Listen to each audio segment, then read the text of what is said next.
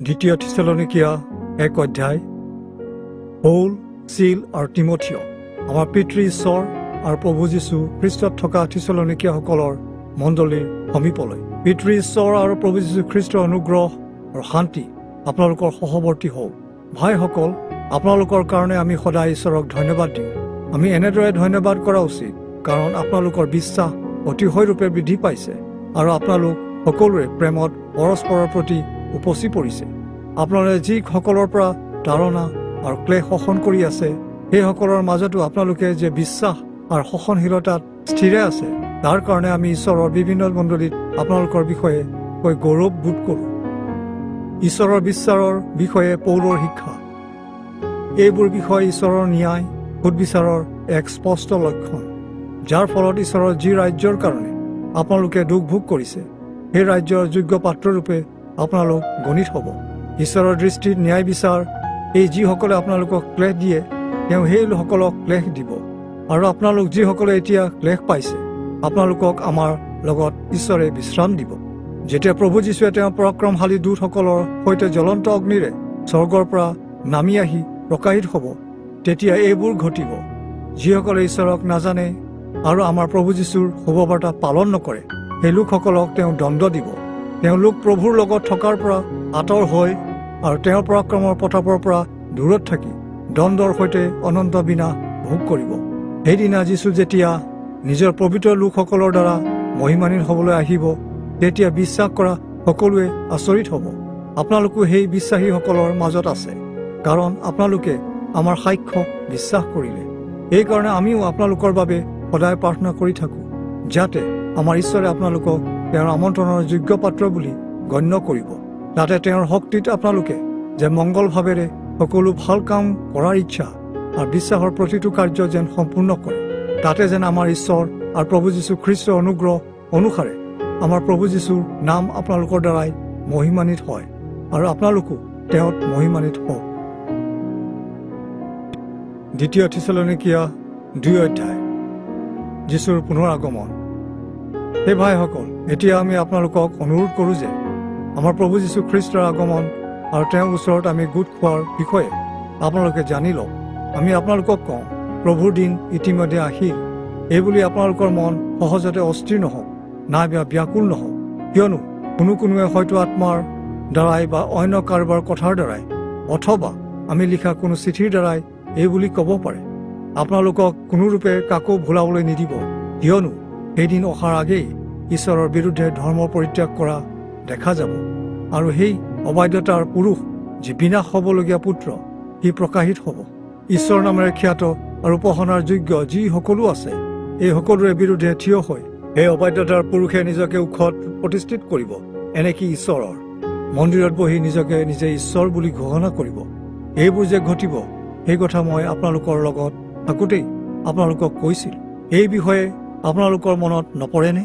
সেই অবাধ্যতাৰ পুৰুষক কেৱল তাৰ নিৰূপিত কালতহে প্ৰকাশিত হ'বলৈ কিহে বাধা দি ৰাখিছে, সেয়ে আপোনালোকে জানে। কিয়নো ঈশ্বৰৰ অবাধ্যতাৰ সেই গোপন তত্ত্বই ইতিমধ্যে কাৰ্য সাধন কৰি আছে। কেৱল এজন আছে, যিজনে বৰ্তমান তাক প্ৰকাশ হোৱাত বাধা দি ৰাখিছে। তাক দূৰ নকৰা পৰ্যন্ত বাধা দিয়ে থাকিব। তাৰ পাছত সেই অবাধ্যতাৰ পুৰুষজন প্ৰকাশিত হ'ব, আৰু প্ৰভু যীশুৱে নিজৰ মুখৰ নিশ্বাসৰ দ্বাৰাই তাক ধ্বংস কৰিব, আৰু তেওঁৰ আগমনৰ আবিৰ্ভাৱৰ দ্বাৰাই তাক শেষ কৰিব। শয়তানৰ কৰ্ম অনুসাৰে এই অবাধ্যতাৰ পুৰুষ আহিব। সি সকলো মিছা পৰাক্ৰম কাৰ্য, আচৰিত চিন আৰু অদ্ভুত লক্ষণ দেখুৱাব। বিনাশ পথৰ যাত্ৰীসকলক অধাৰ্মিকতাৰ চলনাৰে সকলো ধৰণৰ প্ৰবঞ্চনা কৰিব, কিয়নো এই লোকসকলে পৰিত্ৰাণ পাবৰ কাৰণে সত্য প্ৰেমক গ্ৰহণ নকৰিলে। সেয়েহে তেওঁলোকে যাতে মিছাক বিশ্বাস কৰিব, তাৰ বাবে ঈশ্বৰে তেওঁলোকলৈ এক ভ্ৰান্তিজনক কাৰ্য কৰা শক্তি পঠাব। যিসকলে সত্যক বিশ্বাস নকৰিলে কিন্তু অধাৰ্মিকতাত আনন্দিত হ'ল, সেই লোকসকলৰ বিচাৰ হ'ব। প্ৰভুত থিৰে থাকিবলৈ উপদেশ।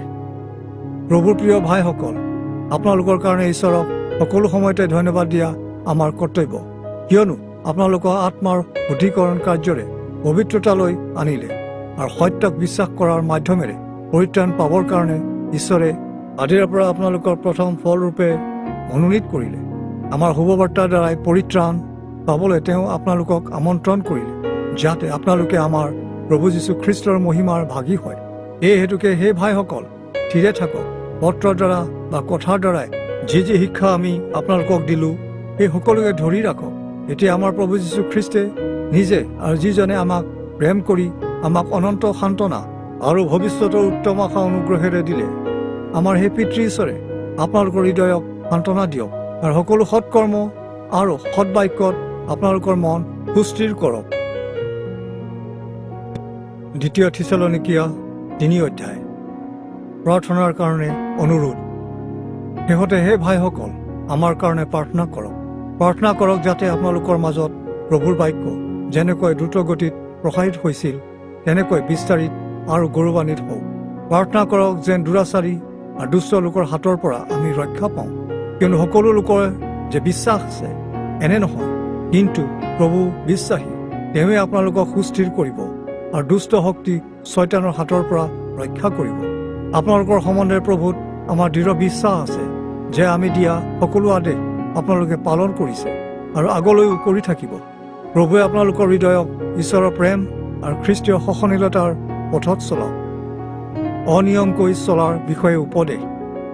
ভাইসকল, আমি আমাৰ প্ৰভু যীশু খ্ৰীষ্টৰ নামেৰে আপোনালোকক এই আদেশ দিওঁ যে কোনো ভাইয়ে যদি এলেহুৱাকৈ অনিয়মত চলে আৰু আমাৰ পৰা আপোনালোকে পোৱা শিক্ষা অনুসাৰে নচলে, তেনেহ'লে তাৰ লগ এৰক, কিয়নো আমাৰ অনুকাৰী কেনেকৈ হ'ব লাগে সেই বিষয়ে আপোনালোকে নিজেই জানে। আপোনালোকৰ মাজত থকাৰ সময়ত আমি এলেহুৱা হৈ অনিয়মত চলা নাছিলোঁ। মূল্য নিদিয়াকৈ আমি কাৰো আহাৰ গ্ৰহণ কৰা নাছিলোঁ। ইয়াৰ পৰিৱৰ্তে আমি আপোনালোকৰ ওপৰত বোজা নহ'বলৈ দিনে ৰাতিয়ে পৰিশ্ৰম আৰু কষ্টৰে কাম কৰিছিলোঁ। ইয়াত আমাৰ যে ক্ষমতা নাই এনে নহয়, কিন্তু আপোনালোক যেন আমাৰ অনুকাৰী হয়, তাৰ বাবে আপোনালোকৰ ওচৰত আমি আৰ্শী হ'বলৈহে ইয়াকে কৰিলোঁ। কাম কৰিবলৈ যদি কোনোৱে অসন্মত হয়, তেনেহ'লে তেওঁ আহাৰো গ্ৰহণ নকৰক। এইবুলি আপোনালোকৰ মাজত থাকোঁতেই আমি আপোনালোকক আদেশ দিছিলোঁ, কাৰণ আমি শুনিবলৈ পাওঁ যে আপোনালোকৰ কোনোৱে এলেহুৱা হৈ অনিয়মত চলি আছে আৰু একো কাম নকৰি অনাধিকাৰ চৰ্চা কৰি ফুৰে। এনে লোকসকলক আমি প্ৰভু যীশু খ্ৰীষ্টৰ নামেৰে আদেশ আৰু উপদেশ দিওঁ, তেওঁলোকে শান্তভাৱে কাম কৰি নিজৰ আহাৰ ভোজন কৰক।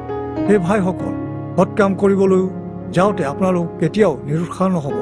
এই পত্ৰৰ দ্বাৰাই জনোৱা আমাৰ বাক্য কোনোৱে যদি নামানে, তেনেহ'লে আপোনালোকে সেই মানুহক চিনি ৰাখিব আৰু তেওঁ লাজ পাবলৈ তেওঁৰ সৈতে আলাপ ব্যৱহাৰো নকৰিব, কিন্তু তেওঁক শত্ৰুৰ দৰে জ্ঞান নকৰিব, বৰং ভাই বুলি চেতনা দিয়ক। শেষ কথা, এতিয়া শান্তি দ্বাৰা প্ৰভুৱে নিজে সকলো সময়ত সকলোভাৱে আপোনালোকক শান্তি দান কৰক। প্ৰভু আপোনালোক সকলোৰে সংগী হওক, মোৰ এই শুভ ইচ্ছা। মই পৌলে নিজ হাতে লিখিলোঁ। এয়ে মোৰ প্ৰত্যেক পত্ৰৰ চিন। মই এনেকৈয়ে লিখোঁ। আমাৰ প্ৰভু যীশু খ্ৰীষ্টৰ অনুগ্ৰহ আপোনালোক সকলোৰে লগত থাকক।